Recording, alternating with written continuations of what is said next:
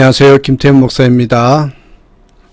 오늘 뚜벅뚜벅 메시지 로마서 묵상 42번째 시간입니다. 하나님의 사랑이 나의 무엇을 변화시켰는가? 하나님의 사랑이 나의 무엇을 변화시켰는가? 로마서 13장 8절에서 14절의 말씀 가지고 여러분과 함께 나누겠습니다. 어제 우리가 이어서 함께 로마서 13장의 본문을 보는데요. 이 로마서 13장은 우리가 각성해야 할 것들에 대한 메시지라고 했어요. 또한 그 반응에 대해서 우리가 어떻게 보여야 될 것인가. 그래서 두 가지 단어로 설명합니다. 하나는 순종이라는 단어이고 또 하나는 사랑이라는 단어이죠. 어제 말씀 1장부터 7절의 말씀은 순종 이야기입니다. 비록 내 마음에 들지 않는 권세에도 순종해야 된다라는 것입니다. 그리고 오늘 말씀은 8절부터 14절의 사랑의 이야기입니다. 우리는 세상을 반항함으로써 변화시키는 것이 아니라 순종함으로써 변화시켜야 한다는 것을 어제 말씀에서 나누었죠. 오늘 본문 8절부터 14절의 본문에서는요. 바로 우리 크리스찬의 개인적인 크리스찬의 삶의 원리를 설명해 주고 있습니다. 제가 전하는 뚜벅뚜벅 메시지는 실은 삶에 적용하는 원리들을 소개하는 것이다. 거기에 초점을 두고 있다라고 생각하시면 되겠습니다. 어제도 오늘 그런 내용인데요. 자, 이런 이야기가 있습니다. 3명의 처녀가 여행을 떠났습니다. 그런데 길을 가는 도중에 길가에 쓰러져 있는 할머니를 만났죠. 이들은 할머니를 불쌍히 여겨서 그를 부축해 집으로까지 모셔다 드렸습니다. 그리고 인사를 하고 나오려는데 할머니가 이들을 부르더니 장미꽃을 한 송이씩 나눠주었습니다. 그리고 이렇게 말을 해요. 이 꽃은 소원을 말하면 들어주는 꽃송이라네. 여러분, 만약 하나님께서 지금 여러분에게 찾아오셔서 소원 한 가지만 이야기하라고 하신다면 무엇라고 말하겠습니까? 자, 첫 번째 처녀는 멋을 좋아하는 처녀였습니다. 그래서 이렇게 소원을 말했습니다. 세상에서 가장 화려하고 아름다운 원피스를 입었으면 좋겠습니다. 그 순간 그가 입고 있었던 옷이 빛이 번쩍이는 멋진 원피스가 되었습니다. 두 번째 처녀는 외모에 관심이 많았던 처녀였습니다. 그래서 이렇게 소원을 말해요. 저는 이 세상에서 최고의 미녀가 되고 싶습니다. 그 순간 그는 공주같이 아름다운 여인으로 변해요. 그리고 세 번째 처녀는 이렇게 말했습니다. 저는 세상에서 가장 아름다운 마음을 갖고 싶어요. 그러자 그 순간 마음이 탁 트이는 시원함과 기쁨을 갖게 되었죠. 그리고 이들은 헤어졌습니다. 세월이 흘렀어요. 할머니는 그들이 어떻게 지내는지 궁금해서 그들을 찾아갑니다. 첫 번째 처녀는 할머니를 보더니 불평을 쏟아냈습니다. 제 멋진 원피스가 이제 낡아서 입을 수가 없어요. 두 번째 처녀도 불평을 합니다. 보세요. 그토록 예뻤던 얼굴 눈가에 주름이 생겼어요. 그런데 세 번째 처녀는 의외로 행복해 보였습니다.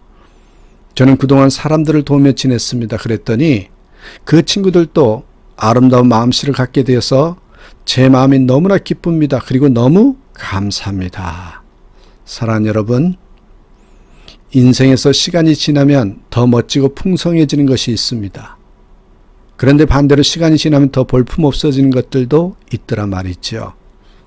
인격과 성품은 우리가 살아가면서 더욱 멋져지고 풍성해지고 아름다워지는 것입니다. 이것은 하나님께서 우리에게 주신 축복입니다. 그런데 물질은 소모품입니다. 낡아지고 사라지는 것들이에요. 옷은 낡아지고 찢어지면서 미모는 또한 나이 들면 시들어지게 되어 있어요. 그러나 아름다운 마음은 풍성한 열매를 맺습니다. 여러분은 조금 전 한 가지 소원으로 무엇을 떠올리셨습니까? 그 소원은 시간이 지나면 더 풍성해지는 것입니까? 아니면 사라지고 낡아진 것들을 마음속으로 소원하지는 않았는지요? 아름다운 마음을 지녔던 한 분을 여러분에게 소개하려고 합니다. 그분은 장기려 박사입니다. 1911년에 태어나서 85세로 하나님 곁으로 떠났던 분. 그분에게는 늘 이런 별명이 붙었죠. 한국의 슈바 있죠. 예수님을 닮은 작은 예수, 바보 의사, 살아있는 성자. 그는 아시아의 노벨상으로 불리는 막사이상을 받았지만 그 상금까지도 가난한 자들에게 나눠줬던 인물입니다. 그는 최고의 의사였으면서도 가난하고 소외된 사람들의 친구 역할을 감당했죠. 그는 한 교회 장로로서 예수님께 배운 사랑을 그의 삶으로 몸소 실천했던 아주 소중한 인물이었습니다. 그분에 관련된 에피소드는 참으로 넘치고 넘칩니다. 6.25 전쟁 후에 모든 백성들이 가난하게 시달렸죠. 그래서 먹지 못해서 병이 드는 환자들이 많이 찾아왔더랍니다. 병원장이었던 장기로 박사는 잘 먹기만 하면 그 병에서 호전될 것이라고 한 것을 알았습니다. 그래서 장기로 박사님은 처방전에 다음같이 적어주었다고 합니다. 이 환자에게 닭 2마리 값을 내주시오. 원장. 이것이 약 처방이었습니다. 때로 병원이 이 돈을 지불해 주지 않으면 그는 자기가 받은 봉급으로 그 돈을 내기도 했답니다. 또한 장기로 박사는 의료 혜택을 받지 못하는 사람들에게 체계적으로 의료 혜택을 주기 위해서 1968년도에 청십자 이 의료보험 조합을 세웁니다. 이것은 한국에 전국적으로 의료보험이 있기 한 10여 년 전의 일이었습니다. 그래서 그는 20만 명 이상이나 되는 영세민들에게 의료 혜택을 제공했습니다. 그는 평생 무유천 진료를 다니고 그것을 즐거워했습니다. 이런 모습을 옆에서 지켜보던 제자들조차 감탄스러워 어쩔 줄 몰랍니다. 한 제자가 일러준 일화입니다. 옆에서 같이 자고 있었던 이 제자에게 장기로 박사는 일어나서 이렇게 말했답니다. 자네 금년에 날 좀 닮아서 살아보지 그래? 그저 제자가 말합니다. 선생님 닮아서 살아가면 바보가 돼요. 그랬더니 선생님 허허허 크게 웃으면서 그렇지 바보 소리 들으면 성공한 거야. 바보로 살기가 얼마나 어려운 줄 알아? 하시는 그 말씀이 늘 귓가에 쟁쟁하더랍니다. 장기로 박사는 사랑이 최고의 삶의 가치라고 말하면서 다음같이 썼습니다. 사랑은 생명의 확장이다. 나의 세계는 나의 사랑하는 곳에 있다. 그것은 영원한 왕국이다. 아무도 빼앗지 못한다. 인생의 승리는 사랑하는 자에게 있다. 그는 이렇게 말하면서 인생을 살아갔습니다. 그렇습니다, 여러분. 우리도 예수를 믿으면 장기로 박사처럼요. 여기에 파란 글씨로 써있죠. 사랑에 빚진 자가 됩니다. 이분처럼 산다는 것은 결코 쉽지가 않을 것입니다. 어처럼 저에게 그렇게 항의하실지도 모릅니다. 그분은 특별한 사람이에요. 그런 분처럼 살라고 강요하지 마세요.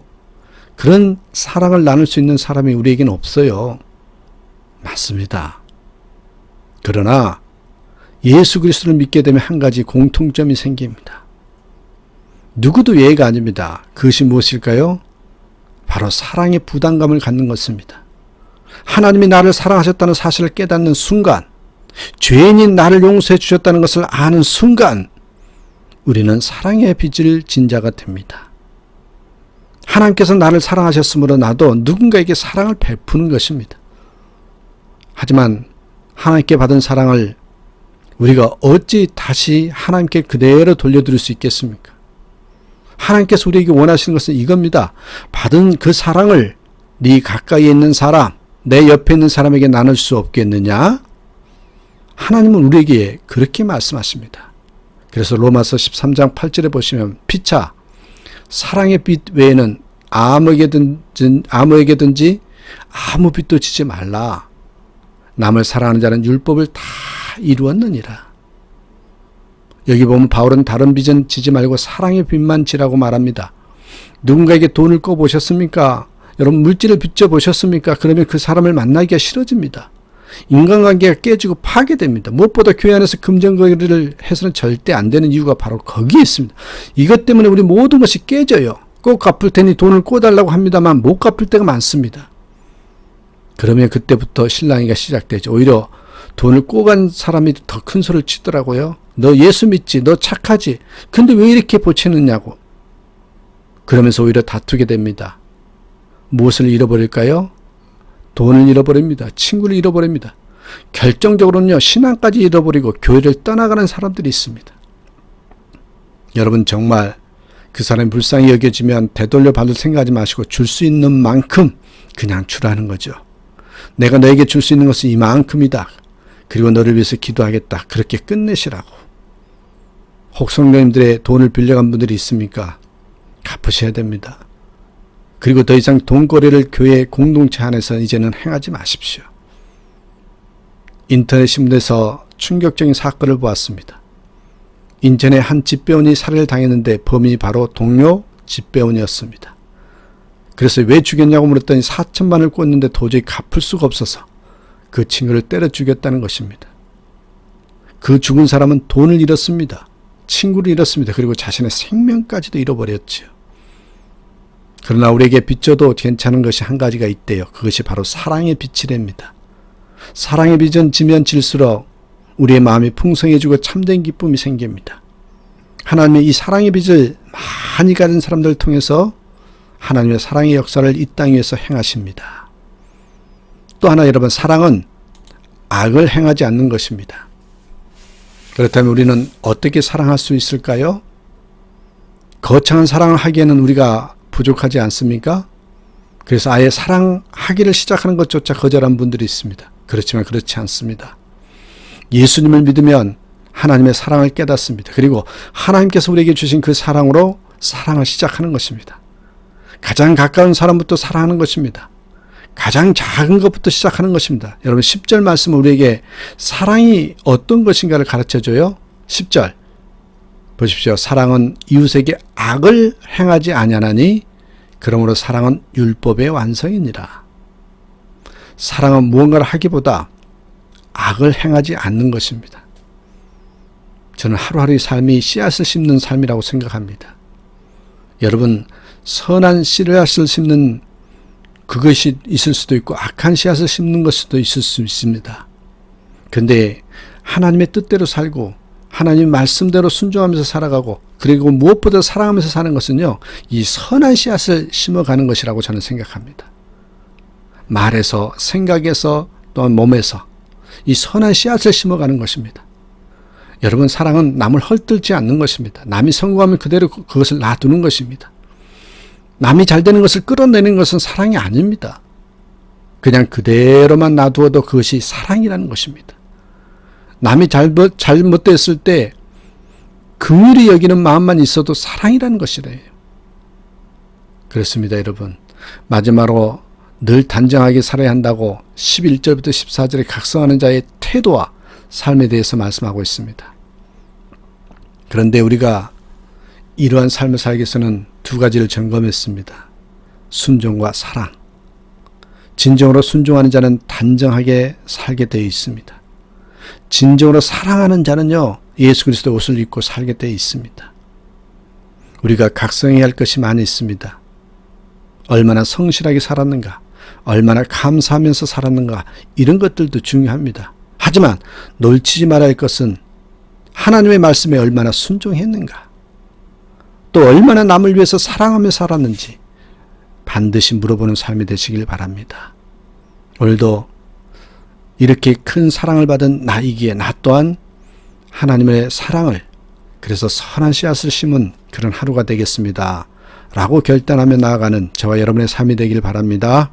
오늘도 우리 있을 가운데 또한 우리의 모든 말씀을 듣고 깨달은 자로서의 선포하면서 나갔으면 좋겠어요. 나는 예수님 때문에 기쁩니다. 예수 안에서 행복합니다. 이렇게 고백하며 나아가는 저와 여러분의 삶이 되길 간절히 축복합니다. 감사합니다.